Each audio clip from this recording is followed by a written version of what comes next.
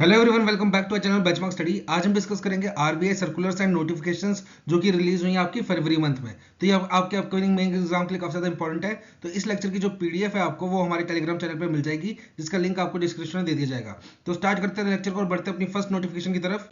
तो सबसे पहली न्यूज है हमारी रिगार्डिंग लैंडिंग नॉर्म्स में चेंजेस लाए हैं आरबीआई ने फॉर यूसीबीस। यूसीबीस क्या है? आपका अर्बन कोऑपरेटिव बैंक्स। अब यहाँ पे आरबीआई ने क्या किया है, जो लैंडिंग नॉर्म्स है उसको थोड़ा सा चेंज किया है फॉर यूसीबीस। ऐसा क्यों किया है? क्योंकि देखो आरबीआई ने बोला है जो मार्च 2026 है तब तक सभी यूसीबीस को क्या करना पड़ेगा, जितना भी इन्होंने लोन बांटा है उसका 50% लोन किस कैटेगरी में होना चाहिए, किस कैटेगरी का होना चाहिए? स्मॉल वैल्यू लोन होना चाहिए। मतलब जितने भी आप लोन करोगे उसका 50% स्मॉल वैल्यू लोन होने चाहिए बाय मार्च 2026। तो यहां पे आरबीआई ने इस टारगेट को फुलफिल करवाने के लिए क्या किया, स्मॉल वैल्यू की डेफिनेशन को चेंज कर दिया है। पहले स्मॉल वैल्यू लोन किसको कहा जाता था? अगर कोई लोन 25 लाख का है या फिर 0.2% of tier 1 capital of that UCB, इन दोनों में से जो वैल्यू बड़ी होगी उसको क्या बोला जाएगा? Small value loan. पर यहां पे क्या था, मैक्सिमम कैप कितनी थी पर बोरोवर? 1 करोड़ की। अब इसका मतलब क्या है, इसको दो एग्जांपल से समझाता हूं मैं। सपोज एक यूसीबी है जिसकी टीयर 1 कैपिटल है 100 करोड़, और वहीं एक यूसीबी है जिसकी टीयर 1 कैपिटल है 1000 करोड़। ठीक है, तो 0.2% ऑफ 100 करोड़ कितना हुआ आपका? 20 लाख। वहीं 0.2% ऑफ 1000 करोड़ कितना हुआ आपका? ये हुआ 2 करोड़। ठीक है, तो इन केसेस में स्मॉल वैल्यू लोन किसको बोला जाएगा? देखो यहां पे 0.2% कितना आया? 20 लाख। और दूसरी तरफ क्या? 25 लाख। तो इन दोनों में से बड़ा क्या हुआ? 25 लाख। तो मतलब अगर ये यूसीबी 25 लाख तक का लोन दे रही है तो ये क्या कहलाई जाएगी? इसका लोन कहलाया जाएगा स्मॉल वैल्यू लोन। वहीं अगर मैं इस यूसीबी की बात करूं जिसकी कैपिटल 1000 करोड़ है, तो इसका 0.2% कितना आया? 2 करोड़ रुपए। ठीक है, दूसरी तरफ क्या है? 25 लाख। तो दोनों में से बड़ी वैल्यू क्या हुई? 2 करोड़। पर यहां पे क्या होगा, ये स्मॉल वैल्यू लोन किसको बोला जाएगा? 1 करोड़ को। क्यों? क्योंकि मैक्सिमम आप एक बोरोवर पे कितना दे सकते थे? 1 करोड़। 1 करोड़ से अगर अगर आपका 0.2% जो है टीयर 1 कैपिटल का वो 1 करोड़ से ज्यादा आ रहा है तो आप मैक्सिमम लोन कितना का दे पाओगे? 1 करोड़ का। क्योंकि पर बोरोवर मैक्सिमम सीलिंग कितने की थी? 1 करोड़ की थी। तो ये थी आपकी पुरानी डेफिनेशन। ठीक है, अब नई डेफिनेशन क्या है उससे उसके लिए जगह बना लेते थोड़ी सी। नई डेफिनेशन में हम ये दोनों एग्जांपल देखेंगे फिर बात करेंगे। देखो नई डेफिनेशन में क्या है आपका, इन्होंने 25 लाख को तो वैसे का वैसे रहने दिया, 25 लाख तो वैसे का वैसे रहने दिया, पर 0.2 की जगह कर दिया 0.4% ऑफ टीयर 1 कैपिटल। और जो पर बोरोवर मैक्सिमम सीलिंग थी उसको भी बढ़ा के कितना कर दिया? 1 करोड़ से 3 करोड़। अब इसका मतलब क्या होगा? तो देखो जो 100 करोड़ वाली यूसीबी थी उसका एग्जांपल ले लेते हैं, 1000 करोड़ वाली का लेते हैं। टीयर 1 कैपिटल कितनी थी उस यूसीबी की? 1000 करोड़। अब 0.4% निकालेंगे। 0.4% कितना हुआ आपका? 4 करोड़। दूसरी तरफ क्या है? 25 लाख। तो इन दोनों वैल्यू में से बड़ी वैल्यू क्या है? 4 करोड़। तो यहां पे स्मॉल लोन कितने का माना जाएगा? 3 करोड़ का। क्यों? क्योंकि एक बंदे को आप मैक्सिमम 3 करोड़ तक का ही लोन दे सकते हो। अगर आपका 0.4% ऑफ टीयर 1 कैपिटल 3 करोड़ से ज्यादा आ रहा है तो उस सिनेरियो में मैक्सिमम लोन कितने का माना जाएगा? स्मॉल लोन 3 करोड़ का। ठीक है, तो यहां पे क्या है आपका क्राइटेरिया? या तो 25 लाख का लोन होगा या फिर 0.4% ऑफ टीयर 1 कैपिटल। इन दोनों में से जो वैल्यू बड़ी होगी उस लोन को क्या माना जाएगा? Small value loan. पर यहां पे मैक्सिमम कैप कितना है एक बंदे पे? 3 करोड़ का। अगर आपका 0.4% ऑफ टीयर 1 कैपिटल 3 करोड़ से ज्यादा आ रही है तो उस सिनेरियो में स्मॉल वैल्यू लोन कितने का माना जाएगा? 3 करोड़ का। ठीक है, ये होगी बात यहां पे। अब साथ ही साथ इन्होंने ना कुछ लैंडिंग नॉर्म्स में और चेंजेस लाए हैं। पहले क्या था, एक यूसीबी जो था वो रियल स्टेट में जितना भी उसने लोन किया, समझ लो एक यूसीबी ने 100 करोड़ का लोन बांटा है तो वो 10 करोड़ का लोन किस में दे सकता था? रियल स्टेट में। मतलब 10% जो था वो रियल स्टेट में दे सकता था। साथ ही साथ इसको बढ़ा के 15% हो सकता था, मतलब 5% एडिशनल और दे सकता था। किस सिनेरियो में? अगर वो जो हाउस लोन दे रहा है वो प्रायोरिटी सेक्टर के अंदर आ रहा है। देखो प्रायोरिटी सेक्टर लैंडिंग क्या होती है हमारी, ये हमने पढ़ा हुआ है बैंकिंग अवेयरनेस में। इसमें अगर आप हाउस लोन दे रहे हो तो अगर आप अर्बन एरिया में दे रहे हो तो आप मैक्सिमम हाउस लोन कितने का दे सकते हो? 35 लाख रुपए का। और अगर आप अर्बन एरिया में, अर्बन मतलब मेट्रो एरिया में, अगर आप मेट्रो एरिया में नहीं दे रहे हो तो कितने का दे सकते हो? 25 लाख का। अगर इतने का हाउस लोन दे रहे हो तो वो आपका हाउस लोन किस में माना जाएगा? प्रायोरिटी सेक्टर लैंडिंग के अंदर। तो पहले क्या था, आप जितना भी लोन कर रहे हो, एक यूसीबी जितना भी लोन बांट रही है उसका उसका 10% जो है वो रियल स्टेट में दे सकती थी। ठीक है, उसका 10% जो है वो रियल स्टेट में दे सकती थी। और अगर वो लोन जो है वो प्रायोरिटी सेक्टर लैंडिंग के अंडर दे रही है, प्रायोरिटी सेक्टर लैंडिंग के अंदर दे रही है, जिसमें मेट्रो सिटी पे एक हाउस लोन मैक्सिमम कितना दे सकते हो आप, 35 लाख रुपए, और बाकी सिटीज के लिए 25 लाख। तो आप 5% एडिशनल दे सकते हो, मतलब 100 करोड़ का लोन दे रही है तो 10 करोड़ रियल स्टेट में दे सकती है। पर अगर वो हाउस लोन दे रही है और वो भी अंडर प्रायोरिटी सेक्टर लैंडिंग, तो वो 15 करोड़ कर सकती है उसकी लिमिट। अब इसको भी चेंज कर दिया, अब न्यू नॉर्म्स के अकॉर्डिंग आपका प्रायोरिटी सेक्टर लैंडिंग के अंदर हाउस लोन जो होता है वो इंक्लूड किया ही नहीं जाएगा। प्रायोरिटी सेक्टर लैंडिंग के थ्रू जो हम हाउस लोन देते हैं, मतलब 35 lakh for metro and 25 lakh for rest of cities, वो इसमें इंक्लूड नहीं किया जाएगा। और मैक्सिमम कैप कितनी कर दी है अब, 25% ऑफ टोटल लोन, जो कि पहले कितनी थी, 10%। ठीक है, साथ ही साथ यहाँ पे एक चीज और की है, एक चीज और किया, हाउस लोन की जो लिमिट है, ठीक है, हाउस लोन की जो लिमिट है, देखो प्रायोरिटी सेक्टर क्या है, अगर आपका मेट्रो सिटी में घर बन रहा है और 35 लाख तक बन रहा है, तो उस 35 लाख उससे नीचे वाले सारे लोन किस में आएंगे, प्रायोरिटी सेक्टर में। और अगर आपकी कोई और सिटी है, मेट्रो सिटी नहीं है, और आपका घर जो है वो 25 लाख है उससे कम का बन रहा है, आप लोन जो ले रहे हो 25 लाख है उससे कम का ले रहे हो, तो आपका लोन किस में आएगा, प्रायोरिटी सेक्टर लैंडिंग में। मतलब इसका मतलब क्या हुआ, अगर आप 35 लाख से ऊपर का लोन ले रहे हो फॉर मेट्रो सिटी, तो आप प्रायोरिटी सेक्टर लैंडिंग के अंदर काउंट नहीं होंगे। वहीं अगर आप रेस्ट ऑफ द सिटीज में 25 लाख से ऊपर का हाउस लोन ले रहे हो, तो भी आप मेट्रो ये प्रायोरिटी सेक्टर लैंडिंग के अंदर काउंट नहीं होंगे। तो यहाँ पे अर्बन कोऑपरेटिव बैंक्स के लिए अलग अलग लिमिट दी गई है हाउस लोन्स की फॉर वेरियस टीयर, मतलब tier 1, tier 2, tier 3 and tier 4। चार हमारी अर्बन कोऑपरेटिव्स बैंक जो होते हैं वो चार कैटेगरी में डिवाइड होते हैं, ठीक है, अपॉन देयर डिपॉजिट्स। अगर आपका डिपॉजिट जो है वो अप टू 100 करोड़ है, तो आप टीयर वन में आओगे। फिर अगर आपका डिपॉजिट 100 करोड़ से ज्यादा है एंड अप टू 1000 करोड़ है, तो आप टीयर 2 में आओगे। फिर 1000 करोड़ से ज्यादा अप टू 10,000 करोड़, तो टीयर 3 में, और 10,000 करोड़ से ज्यादा तो आप टीयर 4 में। तो अगर मैं ओल्ड नॉर्म्स की बात करूं, तो ओल्ड नॉर्म्स के मुताबिक टीयर 1 में मैक्सिमम हाउस लोन कितने का हो सकता था, 60 लाख का। टीयर 2 में मैक्सिमम हाउस लोन कितने का हो सकता था आपका, 1.4 करोड़। टीयर 3 में 1.4 करोड़। टीयर 4 में 1.4 करोड़। अब न्यू नॉर्म्स के हिसाब से टीयर 1 में 60 लाख, टीयर 2 में 1.4 करोड़, टीयर 3 में आपका आप गया 2 करोड़ एंड टीयर 4 में आप गया आपका 3 करोड़। ये अलग से चेंजेस लाए गए हैं, ठीक है। साथ ही साथ एक यूसीबी जो है वो अपना जो बैड लोन था, ठीक है, एक बैड लोन होता है यूसीबी का, उसको क्या करती है, वो बेच देती है एआरसी को, एसेट रिकंस्ट्रक्शन कंपनी को। तो बदले में एआरसी क्या करती है, उसको सिक्योरिटी रिसिप्ट्स दे देती है। मतलब जैसे कि देखो, एक यूसीबीएस का लोन हो गया एनपीए, समझ लो आपका 10 करोड़ का लोन जो है इसका एनपीए हो गया। अब एआरसी इसको बोलेगा कि देखो भाई 10 करोड़ का तो नहीं लूंगा मैं इसको 8 करोड़ का ले लूंगा, ठीक है, 8 करोड़ का आपका ये लोन ले लूंगा मैं। तो यहाँ पे 8 करोड़ का लोन लिया एआरसी ने, तो बदले में एआरसी ने क्या किया, यूसीबी को 2 करोड़ रुपया दे दिया कैश, 2 करोड़ रुपया कैश दे दिया, और बाकी 6 करोड़ का क्या कर दिया, 6 करोड़ का आपका सिक्योरिटी रिसिप्ट्स इशू कर दी, सिक्योरिटी रिसिप्ट्स इशू कर दी। अब क्या होगा, एआरसी इस लोन का जो ये कोलेटरल लोन है 8 करोड़ का जो खराब हुआ है, इसकी एसेट्स को बेचेगा और अब पैसे इकट्ठे करेगा, और फिर बाद में जो मार्जिन होगा अपने पास रखेगा, और बाकी 6 करोड़ रुपया सिक्योरिटी रिसिप्ट्स की फॉर्म में उसको दे देगा यूसीबीज को। अब यहाँ पे क्या हुआ, एआरसी जब इस 8 करोड़ के लोन के एसेट्स बेचने लगा, इसको टोटल पैसे ही 6 करोड़ मिले। तो 2 करोड़ तो पहले ही यूसीबी को दे रखा है, अब इसने 6 करोड़ की सिक्योरिटी रिसिप्ट्स भी दे रखी है यूसीबीज को, तो ये पूरे पैसे तो यूसीबी को दे नहीं पाएगा। यहाँ पे क्या होगा, यूसीबी का लॉस हो जाएगा। तो इस लॉस को मेंटेन करने के लिए सिक्योरिटी रिसिप्ट जब लेती है यूसीबी अपने एनपीए लोन्स को बेच के, तो उस सिक्योरिटी रिसिप्ट्स में भी क्या हो जाता है, कभी कभी लॉस हो जाता है। तो उस लॉस को मेंटेन करने के लिए प्रोविजंस रखने पड़ते हैं अलग से यूसीबीज को। तो इसकी पहले डेडलाइन क्या थी, इसकी पहले डेडलाइन थी मार्च 2026, मार्च 2026। अब इसको बढ़ा के कितना कर दिया है, मार्च 2028। तो ये थी आपकी जो चेंजेस लाए गए हैं नॉर्म्स में फॉर यूसीबीज। बढ़ते हैं नेक्स्ट न्यूज की तरफ।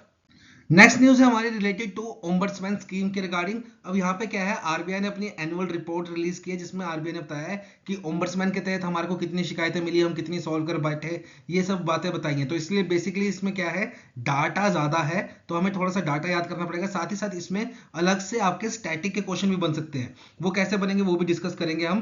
तो देखो यहाँ पे सबसे पहले एनुअल रिपोर्ट की बात कर लेते हैं। तो यहाँ पे आरबीआई बोल रहा है जितनी भी हमारे पास कंप्लेंट्स आई हैं, ओम्बड्समैन में कंप्लेंट्स आई हैं, उसमें से हम 95.10 कंप्लेंट्स जो हैं उसको डिस्पोज ऑफ कर चुके हैं, मतलब उसका सॉल्यूशन हम प्रोवाइड कर चुके हैं। ये हमारा एक्यूरेसी रेट है, मतलब 100 कंप्लेनें आती है तो 95 हम सुलटा देते हैं, ठीक है। तो ये मतलब हुआ। अब यहाँ पे टोटल कंप्लेंट्स आए कितनी है, फाइनेंशियल ईयर 2023-24 की बात करूं मैं, तो टोटल कंप्लेंट्स आई आपकी 9,34,355, जो कि पिछला फाइनेंशियल ईयर 2022-23 का कंपेयर करूं उससे ज्यादा है। कितने परसेंट का इंक्रीज है, 32.81% का इंक्रीज हुआ है नंबर ऑफ कंप्लेंट्स में। वहीं अगर मैं कैटेगरीज वाइज कंप्लेन देखूं तो सबसे ज्यादा कंप्लेन कौन सी कैटेगरी से आई है, सबसे ज्यादा कंप्लेन आई है आपकी लोन एंड एडवांसेस से। फिर दूसरे नंबर पे आता है आपका मोबाइल एंड नेट बैंकिंग। तीसरे नंबर पे आता है opening and operating of accounts, जब आप बैंक में अकाउंट खुलवाने जाते हो या अपना अकाउंट चला रहे हो तो उस दौरान जो आपको दिक्कत आ रही है उसके रिगार्डिंग कंप्लेंट्स आई हैं। चौथे नंबर पे कंप्लेंट्स आई हैं आपकी क्रेडिट कार्ड की, और पांचवें नंबर पे जो कंप्लेंट्स हैं वो है आपकी एटीएम एंड डेबिट कार्ड की। और ये एक लौती कंप्लेन है, एटीएम और डेबिट कार्ड जो है ये एक लौती कंप्लेंट्स हैं, जो कि पिछले साल मतलब फाइनेंशियल ईयर 2022-23 जो था उसके कंपैरिजन में 23-24 में एटीएम और डेबिट कार्ड की कंप्लेंट्स जो है, नंबर ऑफ कंप्लेंट्स वो डिक्रीज हुई हैं, बाकी सब में बढ़ोतरी हुई है, सिर्फ एटीएम एंड डेबिट कार्ड की कंप्लेंट्स जो है उसमें डाउनफॉल आया है, ठीक है।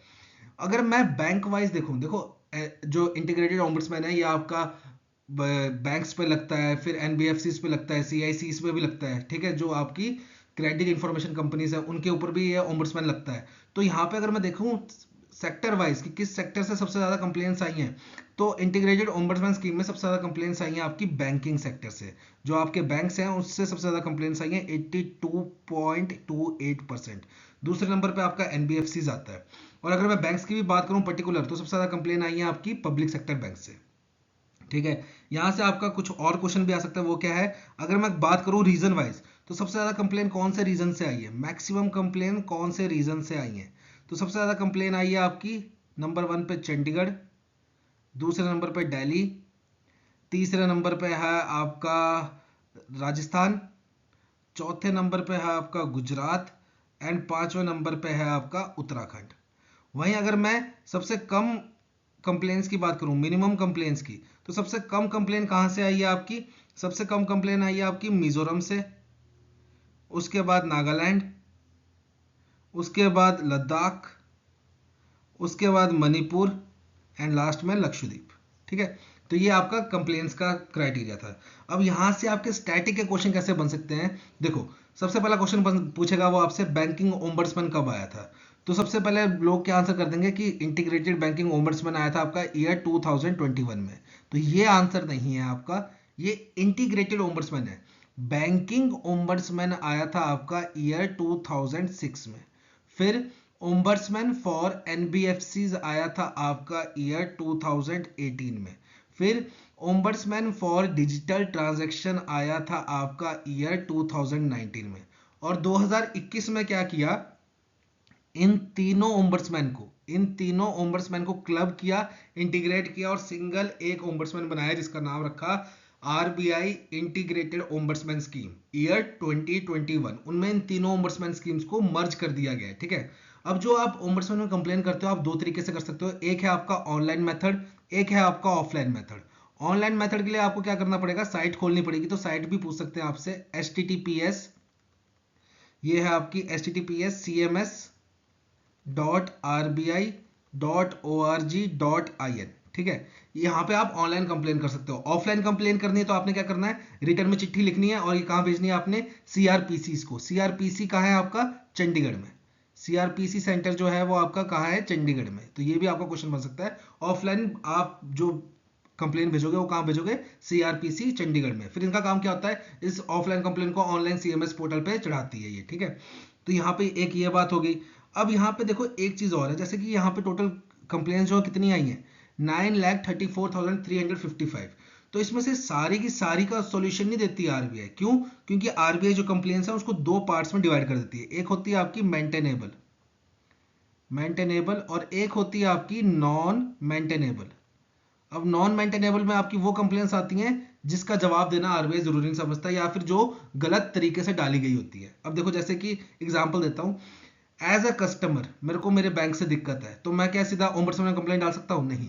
पहले मेरे को क्या करना पड़ेगा, एक लिखित में कंप्लेंट डालनी पड़ेगी अपने बैंक को, एक लिखित में कंप्लेंट डालनी पड़ेगी अपने बैंक को, और बैंक के पास 30 डेज का टाइम होगा। बैंक के पास 30 डेज का टाइम होगा उस कंप्लेंट का जवाब देने का। अगर बैंक 30 डेज के अंदर जवाब नहीं देता है तब मैं ओम्बड्समैन में कंप्लेंट डाल सकता हूँ। या फिर बैंक ने मेरे को जवाब दिया, मैं उस जवाब से संतुष्ट नहीं हुआ, तो मेरे पास 1 साल का टाइम है उसके खिलाफ दोबारा कंप्लेंट डालने का ओम्बड्समैन में। बैंक ने अगर मेरे को जवाब दिया, मैं उस जवाब से सेटिस्फाई नहीं हूं, तो मेरे पास 1 साल का टाइम है उस कंप्लेंट के खिलाफ, उस जवाब के खिलाफ दोबारा कंप्लेंट डालने का ओम्बड्समैन में।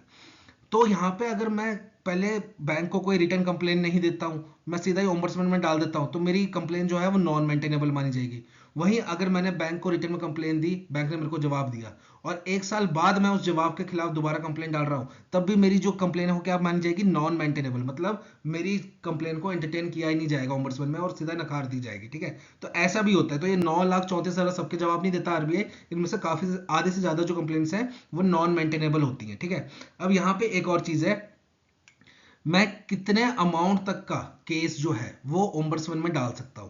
तो देखो, अगर आप कंपनसेशन नहीं चाहते हो, बदले में कोई अमाउंट नहीं चाहते हो, तो कोई लिमिट नहीं है, तब आपका 10 करोड़ का केस है तब भी आप ओम्बड्समैन में डाल सकते हो। पर अगर आप कंपनसेशन मांग रहे हो, बैंक से कंपनसेशन मांग रहे हो, तो मैक्सिमम अमाउंट कितना है यहाँ पे? 20 लाख। अगर आपका केस जो है उसमें कोई कंपनसेशन इन्वॉल्वमेंट नहीं है, आप कुछ बदले में चाह नहीं रहे हो, कोई पैसा नहीं चाह रहे हो, तो आप कितने मर्जी का केस डाल दो ओम्बड्समैन में। पर अगर आप कंपनसेशन मांग रहे हो तो 20 लाख तक का केस आप डाल सकते हो, 20 लाख तक की आपको कंपनसेशन मिल सकती है। साथ ही साथ यहाँ पर आपको मेंटल हेल्थ के लिए भी 1 लाख रुपया अलग से मिल जाता है कंपनसेशन। अगर ओम्बड्समैन को लगेगा कि आपको मेंटली टॉर्चर किया गया है, आपको मेंटली डिस्टर्ब किया गया है, ठीक है, तो आपको मेंटल हेल्थ के लिए, मेंटल एग्नी के लिए 1 लाख तक का कंपनसेशन अलग से दिया जाता है। ठीक है, तो ये कुछ आपके स्टैटिक के क्वेश्चन भी बन सकते थे। बढ़ते हैं नेक्स्ट स्लाइड की तरफ। नेक्स्ट न्यूज है आपके related to digital payment index. ये साल में 2 बार रिलीज होता है आरबीआई द्वारा। एक डिजिटल पेमेंट इंडेक्स साल में 2 बार रिलीज होता है, सेमी एनुअल रिपोर्ट है। एक होता है फॉर द मंथ ऑफ आपका मार्च, और एक होता है फॉर द मंथ ऑफ आपका सितंबर। तो अभी ये कौन सा लॉन्च हुआ है? सितंबर मंथ वाला लॉन्च हुआ है डिजिटल पेमेंट इंडेक्स। ये बेसिकली किस लिए बनाया गया था कि इंडिया में डिजिटल पेमेंट है उसकी ग्रोथ कैसी है, उसकी अडॉप्शन कैसी है, और उसमें इंफ्रास्ट्रक्चर डेवलपमेंट कैसी हो रही है, उस सबको देखने के लिए ये डिजिटल पेमेंट इंडेक्स बनाया गया था। और ये लॉन्च हुआ था आपका ईयर 2021 में, जिसमें आपका बेस ईयर किसको लिया गया था? मार्च 2018 को। मार्च 2018 को आपका बेस ईयर लिया गया था और इसकी वैल्यू ली गई थी 100। अब जब भी कंपेयर करते थे इसके साथ करते थे कंपेयर, कि मार्च 2018 में हमारी डिजिटल पेमेंट इतनी थी, उसकी वॉल्यूम इतनी थी, और अब हमारी इतनी है, तो कितने परसेंट का इंक्रीज हुआ, वैसे हम कंपेयर करते थे। ठीक है, तो मार्च 2018 वाले को हमने 100% दिया हुआ था क्राइटेरिया। तो अगर मैं बात करूं मार्च 2024 को, तो डिजिटल पेमेंट इंडेक्स कितना था हमारा? 445.5। ठीक है, अब ये बढ़ के कितना हो गया? 465.33 एज ऑन सितंबर 2024। और अगली रिपोर्ट कौन से मंथ की आएगी? मार्च 2025 की आएगी, और वो आएगी आपकी अगस्त सितंबर के आसपास। जो ये रिपोर्ट्स होती हैं 4 मंथ के लैग्स में पब्लिश होती हैं, 4 मंथ के लैग्स में पब्लिश होती है, मतलब 4 महीने बाद पब्लिश होती है ये रिपोर्ट। ठीक है, तो मतलब यहाँ पे क्या हुआ है, इससे पता क्या चल रहा है? मार्च के मुकाबले सितंबर में और ज्यादा डिजिटल ट्रांजैक्शन में ग्रोथ आई है। ठीक है, डिजिटल अडॉप्शन जो है वो और ज्यादा इंक्रीज कर गया है। तो ये जो डिजिटल पेमेंट इंडेक्स है, इसके टोटल 5 पैरामीटर्स हैं। कौन कौन से? Payment enablers, payment infrastructure demand side, payment infrastructure supply side, payment performance, consumer centricity. और इसके नंबर भी अलग अलग दिए गए हैं। पेमेंट इनेबलर्स को 25% नंबर दिए गए हैं, पेमेंट इंफ्रास्ट्रक्चर डिमांड साइड को 10%, पेमेंट इंफ्रास्ट्रक्चर सप्लाई साइड को भी कितना? 15%, और पेमेंट परफॉर्मेंस को 45%, और कंज्यूमर सेंट्रिसिटी को 5%। तो इसके बेस पे कितने कितने नंबर आए हैं उसको क्लब करके हम फिर डिजिटल पेमेंट इंडेक्स निकालते हैं अपना। ठीक है, इसको समझाने की जरूरत नहीं है, ऐसे सिंपल सा है। पेमेंट इनेबलर्स मतलब जिसके थ्रू आप पेमेंट करते हो। अगर आप एक मर्चेंट को पेमेंट कर रहे हो, आपको क्या क्या चाहिए? आपका अकाउंट नंबर चाहिए, मोबाइल चाहिए, ठीक है, इंटरनेट चाहिए। इंटरनेट नहीं चाहिए तो आप यूपीआई से थ्रू कर सकते हो। ठीक है, तो ये पेमेंट इनेबलर्स हो गए। Payment infrastructure demand side, as a customer आपको क्या क्या चीज चाहिए होती है? Debit card, credit card, prepaid instruments, PPI जिसको बोलते हैं। फिर आप नेट बैंकिंग का यूज कर सकते हो, फास्टैग के थ्रू पेमेंट्स कर सकते हो। फिर payment infrastructure supply side, supply side मतलब जो आपका मर्चेंट है, जिससे आप सामान ले रहे हो, जिसको आप पेमेंट कर रहे हैं, उसको क्या क्या चीज चाहिए आपसे पैसे लेने के लिए? या तो क्यूआर कोड रख ले अपना, ठीक है, फिर पॉस मशीन रख ले, फिर एटीएम्स हो, business correspondence, bank branches. Business correspondence जैसे आपके सीएसपी होती है, लोक मित्र के अंदर, जहां पे आप अंगूठा लगा के पैसे निकाल सकते हो, वो आपके क्या होते हैं? Business correspondence. ठीक है, तो ये payment infrastructure supply side. Supply side. ATM जैसे बैंक से, आप बैंक के कस्टमर हो, आप बैंक से पैसे निकालोगे तो कैसे निकाल सकते हो, ब्रांचेस में जाके एटीएम के थ्रू।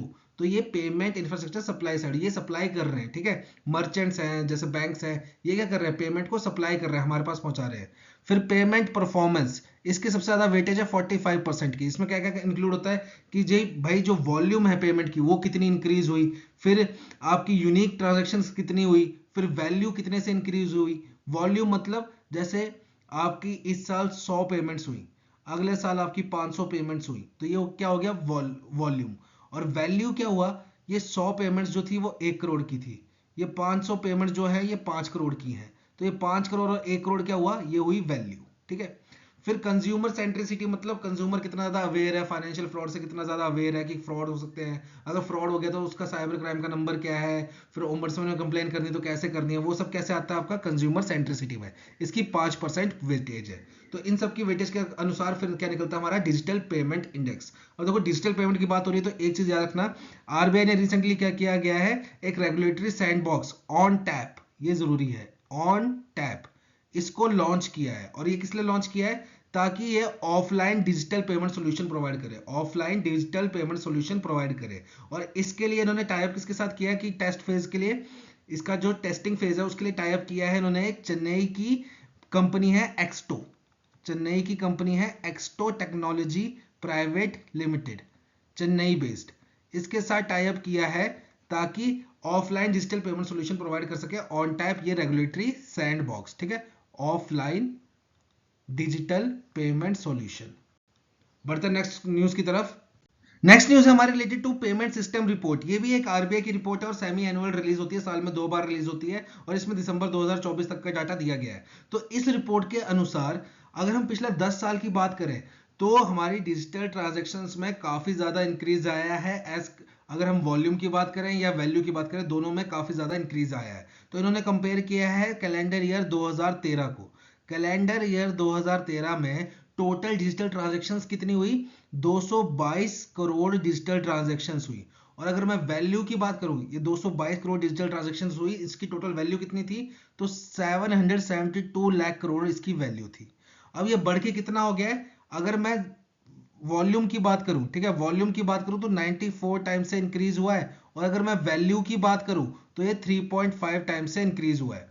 तो कैलेंडर ईयर 2024 में total number of digital transactions कितनी होगी, 20,787 करोड़ की। और इसकी वैल्यू कितनी हुई टोटल, 2758 लाख करोड़ की इसकी टोटल वैल्यू हुई। तो ठीक है, तो इसमें दोनों में इंक्रीज आया काफी ज्यादा। और अगर मैं सीएजीआर की बात करूं, कंपाउंडेड एनुअल ग्रोथ की बात करूं, तो 45.9 टर्म्स की डिजिटल पेमेंट में ग्रोथ आई है वॉल्यूम में।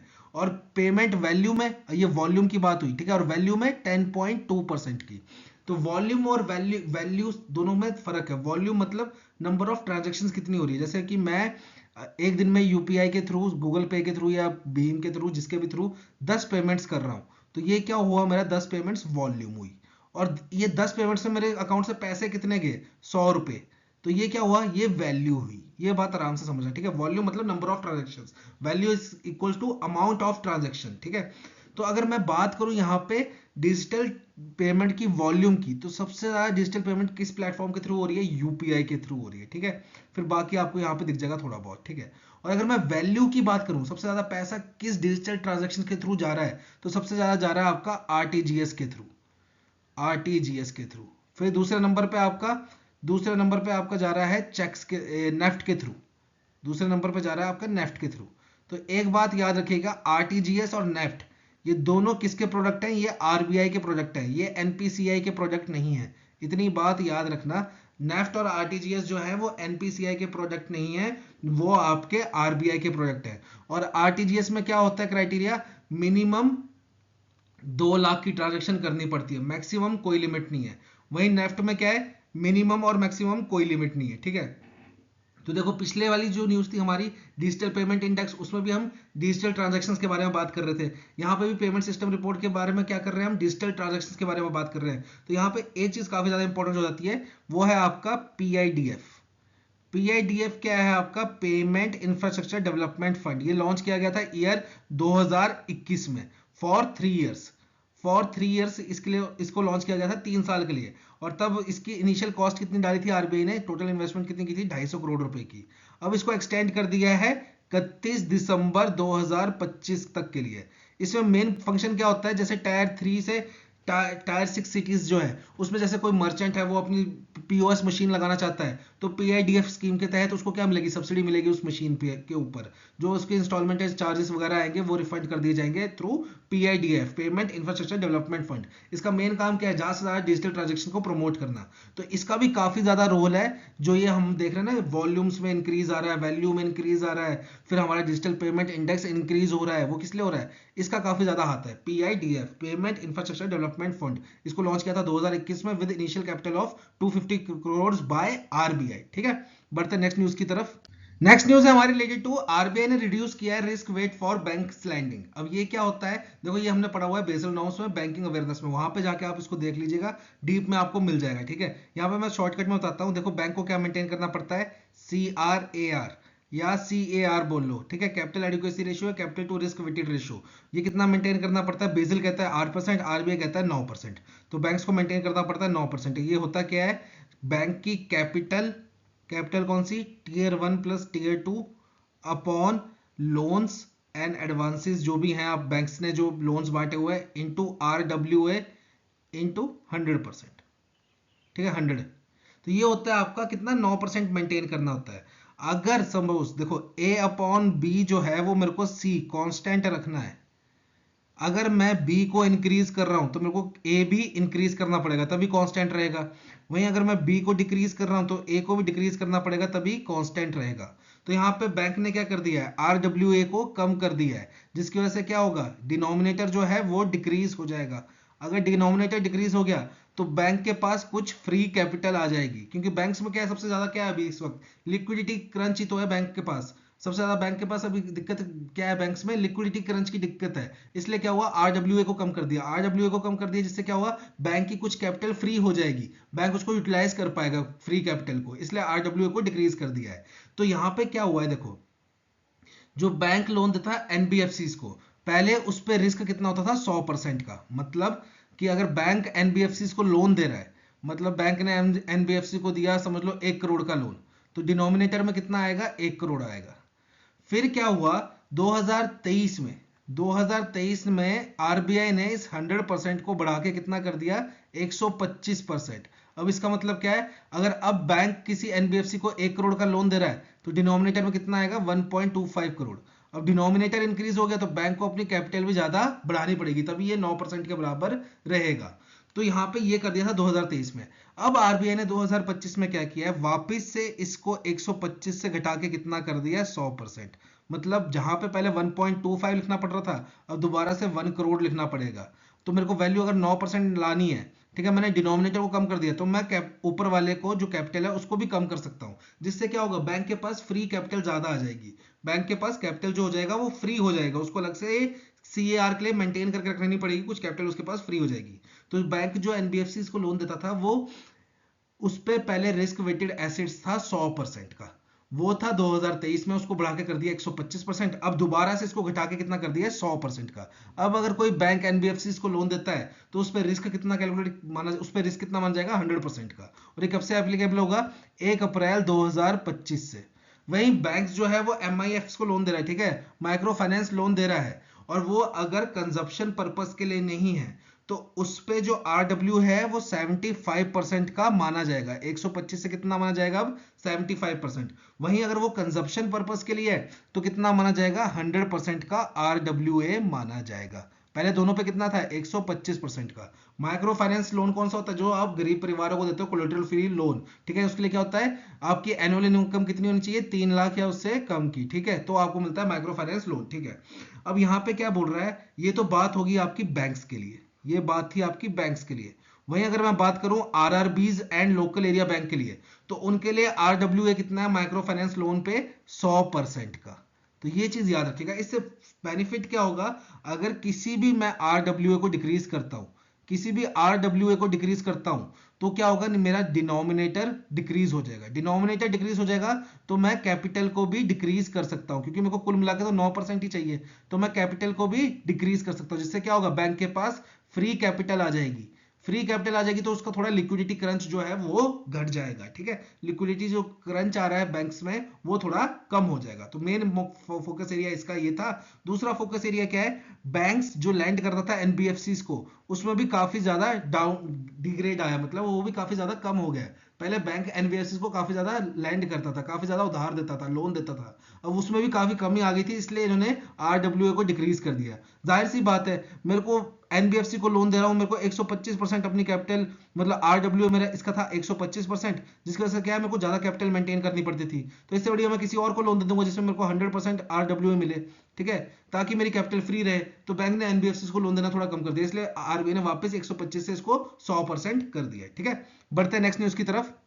नेक्स्ट है आपके इंपॉर्टेंट वन लाइनर। तो सबसे पहली न्यूज है हमारे related to financial literacy week, जो आरबीआई ने ऑब्जर्व किया 24 फरवरी से 28 फरवरी तक। और इसकी थीम काफी इंपॉर्टेंट है। थीम क्या थी इस फाइनेंशियल लिटरेसी वीक की, फाइनेंशियल लिटरेसी, विमेन प्रोस्पेरिटी। और ये जो फाइनेंशियल लिटरेसी वीक है ये हर साल आरबीआई सेलिब्रेट करता है। और ये कब से इनिशिएटिव स्टार्ट किया गया है, ये इनिशिएटिव स्टार्ट किया गया है आपका ईयर 2016 से। ठीक है, ये इनिशिएटिव स्टार्ट किया गया आपका 2016 से। मेन इसका काम क्या होता है, लोगों को फाइनेंशियली अवेयर करवाना। ठीक है, नेक्स्ट न्यूज है आपकी रिलेटेड टू आरबीआई ने क्या किया है, एक अपनी ऐप लॉन्च की जिसका नाम क्या है, आरबीआई डाटा। ये एक मोबाइल एप्लीकेशन है, इसमें आपको इंडिया की इकोनॉमी के रिलेटेड सारी डाटा मिलेगा, माइक्रो इकोनॉमिक्स होगी, फाइनेंशियल डाटा होगा, सब कुछ आपको यहाँ मिलेगा कि पर कैपिटा इनकम कितनी है, जीडीपी कितनी है, और भी कोई डाटा हुआ इंडियन इकोनॉमी के रिलेटेड, वो सब आपको यहाँ पे मिलेगा। साथ ही साथ यहाँ पे और क्या मिलेगा आपको, कि आपके 20 किलोमीटर के रेडियस में कौन कौन से बैंक्स अवेलेबल है, एटीएम्स अवेलेबल है, वो सब मिलेगा। साथ ही साथ आपको सार्क नेशंस का सारा डाटा मिलेगा। सार्क क्या आपका, south Asian association regional corporation, जिसका हेडक्वार्टर कहाँ है आपका, काठमांडू नेपाल में। और इसमें टोटल कितने देश हैं, टोटल 8 कंट्रीज हैं। कौन कौन सी आपकी, बांग्लादेश, भूटान, इंडिया, मालदीव्स, नेपाल, पाकिस्तान, श्रीलंका एंड अफगानिस्तान। ठीक है, तो ये सारे देश हैं आपके सार्क के अंदर। तो इनका भी डाटा मिलेगा कि भाई इनकी पर कैपिटा इनकम कितनी है, जीडीपी कितनी है, ठीक है, फिस्कल डेफिसिट कितना है, ये सब कुछ आपको इस आरबीआई डाटा ऐप में मिल जाएगा। साथ ही साथ आरबीआई डाटा ऐप में क्या होगा, आरबीआई का एक पोर्टल है। ठीक है, आरबीआई का पोर्टल है जिसका नाम क्या है, DBIE, जिसकी फुल फॉर्म क्या है, डाटाबेस ऑन इंडियन इकोनॉमी। वो भी आपको इसके साथ लिंक मिलेगा, जिसकी साइट क्या है आपकी, data.rbi.org.in। साथ ही साथ ये कौन से प्लेटफॉर्म पे अवेलेबल होंगे, तो ये दोनों पे होंगे, एंड्रॉयड 12 और उससे ऊपर, और साथ ही साथ आईफोन में भी ये ऐप अवेलेबल होगी। तो मेन फंक्शन क्या है इस ऐप का, भाई डाटा ट्रांसपेरेंसी एंड एक्सेसिबिलिटी, कि सभी को डाटा दिया जाएगा। ठीक है, किसी से कुछ छुपाया नहीं जाएगा, सब कुछ ट्रांसपेरेंट किया जाएगा। ठीक है, तो ये चीज है आरबीआई डाटा ऐप। बढ़ते हैं नेक्स्ट न्यूज की तरफ। नेक्स्ट न्यूज है आपकी रिगार्डिंग टू एलआरएस। अब यहाँ पे आरबीआई ने डाटा रिलीज किया और इस डाटा के अनुसार एलआरएस का यूज करके आउटवर्ड रेमिटेंस, मतलब फॉरेन जो पैसा भेजते थे, उसमें एक डिक्लाइन आया है। अगर मैं पहले 9 महीने की बात करूं, 9 महीने फाइनेंशियल ईयर अप्रैल से लेके दिसंबर तक ऑफ 2023, तो उस टाइम पे टोटल आउटवर्ड रेमिटेंस कितने की हुई थी, 24.80 बिलियन की। वहीं मैं अगर 2024 की बात करूं तो अप्रैल से दिसंबर टोटल कितनी हुई है, 22.82 बिलियन यूएस डॉलर की। तो यहां पे क्या हुआ, डिक्लाइन हुआ है, कितने का हुआ है, 10.15% का। तो देखो एलआरआई स्कीम जो है वो आपकी लॉन्च कब हुई थी, ईयर 2004 में। और उस टाइम में इस स्कीम का यूज करके आप फॉरेन में कितना पैसा भेज सकते थे, 25,000 यूएसडी, ठीक है, यूएसडी डॉलर्स। और ये साल की लिमिट होती थी, पर अब इसको बढ़ा के कितना कर दिया, 2.5 लाख यूएसडी। अब आप साल में 2.5 लाख डॉलर भेज सकते हो थ्रू एलआरएस स्कीम। अब एलआरएस स्कीम का यूज करके पैसे भेज कौन कौन सकता है, तो देखो इंडिविजुअल्स इंक्लूडिंग माइनर्स, मतलब माइनर है 18 से कम है तो वो भी भेज सकता है, और इंडिविजुअल बस, ना कोई कॉरपोरेट, ना कोई पार्टनरशिप फर्म, ना कोई ट्रस्ट, ना कोई हिंदू यूनाइटेड फैमिली, कोई भी नहीं भेज सकता सिवाय इंडिविजुअल्स इंक्लूडिंग माइनर्स। सिर्फ इंडिविजुअल इंक्लूडिंग माइनर्स ही एलआरएस का यूज करके फॉरेन पैसे भेज सकते हैं। नेक्स्ट है, आरबीआई ने पेमेंट एंड सेटलमेंट एक्ट की पेनल्टीज में कुछ चेंजेस लाए हैं। अब आरबीआई का कहना है जो बैंक्स है या गूगल पेज है, पेमेंट प्रोवाइडर्स है, ठीक है, सर्विस प्रोवाइडर्स है, इनकी कुछ मिस इन्फॉर्मेशन की वजह से या इनकी गलती की वजह से कस्टमर को अगर कुछ नुकसान होता है तो उस पर पेनल्टी बढ़ा दी गई है। पहले कितनी की थी? अगर वो नुकसान आप मेजर नहीं कर सकते, मेजर मतलब अगर उस नुकसान की आप वैल्यू नहीं निकाल सकते कि भाई उसको 1 लाख का नुकसान हुआ है, 2 लाख का नुकसान हुआ है, अगर वो वैल्यू कैलकुलेट नहीं कर सकते तो मैक्सिमम फाइन पहले कितने का होता था? 5 लाख का। अब इसको बढ़ा के कितना कर दिया? 10 लाख। और वहीं अगर आप उस नुकसान को मेजर कर सकते हो कि भाई इस कस्टमर का पैसों में जो नुकसान हुआ है या इसकी जो वैल्यू में नुकसान हुआ है उसको आप अगर मेजर कर सकते हो, उसको आप तोल सकते हो कि भाई इसको 2 लाख का नुकसान हुआ है, 4 लाख का नुकसान हुआ है, तब उस सिनेरियो में क्या होगा? Twice the amount, twice the amount, जितना का नुकसान हुआ है उसका दुगना, ठीक है, उतना पेनल्टी आप किसको भरनी पड़ेगी? इनको, पेमेंट सर्विस प्रोवाइडर्स को, ठीक है। नेक्स्ट है आपका, आरबीआई ने एक्सटेंशन दे दिया है वाकरंगे लिमिटेड को। ये क्या है? एक व्हाइट लेबल एटीएम कंपनी है और इसके लाइसेंस को ऑथराइजेशन दे दी है, कब तक ऑपरेट कर सकता है? अब ये 31 मार्च 2026 तक, ठीक है। और वाकरंगे लिमिटेड जो है इसका एम कितना है कि भाई ये 1 बिलियन US डॉलर, ठीक है, 1 बिलियन US डॉलर का रेवेन्यू जनरेट कर देगा बाय ईयर 2030, ठीक है। अब व्हाइट लेवल एटीएम्स क्या होते हैं? व्हाइट लेवल एटीएम्स वो होते हैं जिसमें बैंक का कोई नाम नहीं होता। जैसे आपने देखा होगा भाई एसबीआई का एटीएम है, पीएनबी का एटीएम है, तो जिसमें कोई बैंक का नाम नहीं होगा, थर्ड पार्टी एटीएम होगा, उसको क्या बोलते हैं? व्हाइट लेवल एटीएम बोलते हैं। तो टोटल 5 कंपनीज हैं जिनको व्हाइट लेवल एटीएम का लाइसेंस मिला हुआ है। एक है आपकी ईपीएस, एक है आपकी इंडिया वन पेमेंट, एक है हिटाची पेमेंट सर्विसेज, एक है आपका Tata communication payment solutions and एक है आपका वाकरांगे, ठीक है। तो इंडिया का सबसे पहला व्हाइट लेवल एटीएम किसने लगाया था? टाटा पेमेंट सर्विस ने, ठीक है, टाटा कम्युनिकेशन पेमेंट सॉल्यूशन ने, और इसका नाम क्या था? इंडी कैश, इंडी कैश। और ये कहाँ लगा था आपका? चंद्रपाड़ा थाने में, चंद्रपाड़ा थाने महाराष्ट्र में 2013 में। अब यहां से एक क्वेश्चन और पूछ सकता है आपका, जो आपके व्हाइट लेवल एटीएम्स होते हैं, व्हाइट लेवल एटीएम्स, इसमें एफडीआई कितनी अलाउड होती है? इसमें एफडीआई होती है आपकी 100% की, 100% एफडीआई अलाउड है इन व्हाइट लेवल एटीएम्स। और अगर आपको एक व्हाइट लेवल एटीएम खोलना है तो आपकी मिनिमम नेटवर्थ कितनी होनी चाहिए? मिनिमम नेटवर्थ होनी चाहिए आपकी 100 करोड़ की, ठीक है। बढ़ते हैं नेक्स्ट क्वेश्चन की तरफ, मतलब नेक्स्ट न्यूज की तरफ। नेक्स्ट न्यूज है आपकी small finance bank. Small finance bank को क्या कर दिया? आरबीआई ने अलाउड कर दिया है कि इन्होंने जो अपने कस्टमर्स को कैश क्रेडिट दे रखा है, वो कस्टमर अब क्या कर पाएंगे? अपना कैश क्रेडिट अकाउंट भी यूपीआई के साथ लिंक करवा पाएंगे। तो पहले ये फैसिलिटीज शेड्यूल कमर्शियल बैंक्स में होती थी और वो कब से चालू हो गई थी? 2023 से। अब इन्होंने किसके लिए चालू कर दिया? स्मॉल फाइनेंस बैंक्स के लिए भी चालू कर दिया है। अब ये कैश क्रेडिट होता क्या है? मतलब क्रेडिट लाइन्स होती क्या है? जैसे समझ लो एक मेरी दुकान है और मेरी दुकान में स्टेशनरी है, बुक्स है 10 लाख की, मैंने 10 लाख रुपए इसमें लगा दिए। अब क्या है, मेरे को डेली खर्चे के लिए भी कुछ ना कुछ चाहिए, ठीक है, इनकम आउटगोइंग चाहिए। अब यहाँ पे 10 लाख का सामान बिकेगा तब मेरे पास पैसे आएंगे, तब मैं और सामान डालूंगा, ठीक है। तो यहाँ पे मैं क्या कर सकता हूँ? एक काम और कर सकता हूँ, मैं बैंक के पास जाऊंगा और बैंक को अपनी दुकान दिखाऊंगा और दिखाऊंगा कि भाई देखो ये इस दुकान में 10 लाख का सामान है, सारा मेरा है, तो मेरे को कुछ आप पैसे उधार दीजिए मेरे स्टॉक के ऊपर। तो बैंक क्या है, आपका आपके दुकान को विजिट करेगा, फिर वेरीफाई करेगा 10 लाख का स्टॉक है कि नहीं, और फिर इस पे आपको 3-4 लाख रुपए की लिमिट दे देगा, 3-4 लाख रुपए की लिमिट देगा, जिसको क्या बोलते हैं हम? सीसी, ठीक है, कैश क्रेडिट दे देता है। फिर आप क्या करते हो? जितना पैसा इसमें से यूज करोगे उतने पे आपको ब्याज पड़ेगा और जितना नहीं करोगे उतने पे ब्याज नहीं पड़ेगा। तो अब आरबीआई ने क्या किया है, जैसे स्मॉल फाइनेंस बैंक ने ये सीसी किसी को दे रखी है, अब वो कस्टमर, स्मॉल फाइनेंस बैंक का कस्टमर, इस सीसी अकाउंट को भी यूपीआई के साथ ऐड कर पाएगा और यहां से ट्रांजेक्शन कर लेगा। वरना पहले क्या होता था, इस बैंक की इंटरनेट बैंकिंग में जाओ, उसको खोलो, फिर वहां से आप इसमें ट्रांजेक्शन करो, या तो फिर चेक लेके बैंक जाओ और बैंक से ट्रांजेक्शन करो। पर अब आप यूपीआई के through in cash credit lines का भी यूज कर सकते हो। नेक्स्ट न्यूज है आपकी, आरबीआई ने परमिट किया है जूलिया इन्वेस्टमेंट प्राइवेट लिमिटेड, जो कि एक सब्सिडी है किसकी? सिंगापुर बेस्ड टीमैक्स होल्डिंग की। उसको अलाउ कर दिया है कि वो अपने स्टेक्स बढ़ा सके, किसमें? एयू स्मॉल फाइनेंस बैंक में, एयू स्मॉल फाइनेंस बैंक में अपने स्टेक बढ़ा सके। अब कितने स्टेक्स बढ़ाने की सोच रहे हैं? पहले इसके पास था 1.37% का स्टेक एयू स्मॉल फाइनेंस में, अब इसको ये बढ़ा के करना चाह रहा है 7%, ठीक है। और लास्ट न्यूज है हमारी कि आरबीआई ने जो कोटक महिंद्रा बैंक है इसको फिर से अलाउ कर दिया है कि आप नए कस्टमर को डिजिटल ऑन बोर्ड कर सके, उनको नेट बैंकिंग या क्रेडिट कार्ड के साथ जोड़ सके। क्यों? पहले आरबीआई ने मना कर दिया था, अप्रैल 2024 पे इन पे सैंक्शन लगा दिया था कि कोटक महिंद्रा बैंक नए कस्टमर को डिजिटली एक्वायर नहीं कर पाएगा, उनको डिजिटल फैसिलिटी नहीं दे पाएगा। क्यों? क्योंकि इनके जो आईटी सेक्टर था, इंफॉर्मेशन एंड टेक्नोलॉजी सेक्टर था इस बैंक का, उसमें कुछ वॉयलेशंस थी, वो पूरा मैच नहीं कर पा रहे थे नॉर्म्स अकॉर्डिंग टू आरबीआई। तो अब उन्होंने उस नॉर्म्स को कंप्लाई कर दिया है, तो अब आरबीआई ने कोटक महिंद्रा बैंक से ये रिस्ट्रिक्शन हटा दी है। तो कोटक महिंद्रा बैंक का हेडक्वार्टर कहाँ है? मुंबई, महाराष्ट्र में। तो ये थी आपकी फरवरी मंथ की आरबीआई न्यूज। जल्दी मिलेंगे आपको नई वीडियो के साथ। Till then have a nice day.